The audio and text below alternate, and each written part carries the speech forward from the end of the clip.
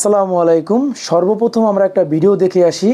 বুইরা খাড়াস আমাদের বোনদের নিয়ে নোংরা কথাবার্তা কিভাবে বলে দেখেন।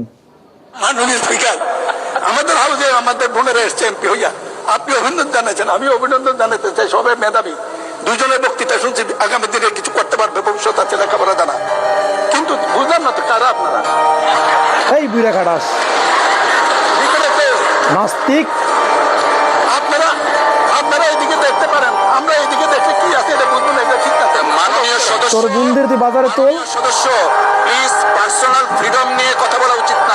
কারণ স্পিকার আজকে উনি ওনার বক্তব্যে যা বলেছেন তা আসলে সংসদীয় রীতিনীতি এবং আমাদের সাংবিধানিক অধিকার সকল কিছু সীমাকে অতিক্রম করে গিয়েছে। উনি ওনার বক্তব্যে প্রথমত সংসদের বিরোধী দলীয় উপনেতা ওনার স্ত্রীকে নিয়ে উনি কটাক্ষ করেছেন। মাননীয় স্পিকার, ওনার সাথে ওনার ব্যক্তিগত সম্পর্ক থাকতে পারে, ব্যক্তিগত ইতিহাস থাকতে পারে, কিন্তু সেটাকে সংসদে এনে যেভাবে কটাক্ষ করা হলো মাননীয় স্পিকার, এটা অমার্জনীয় অপরাধ বলে আমরা মনে করছি।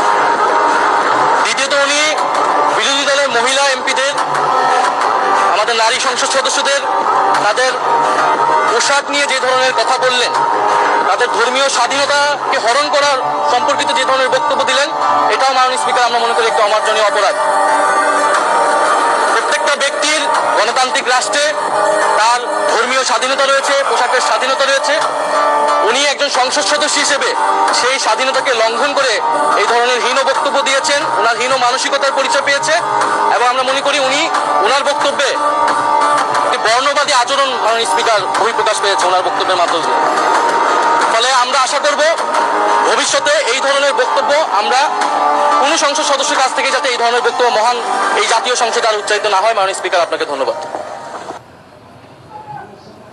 এই বুইরা খাড়াস বোরকা হিসাব করলে কি চুলকায়?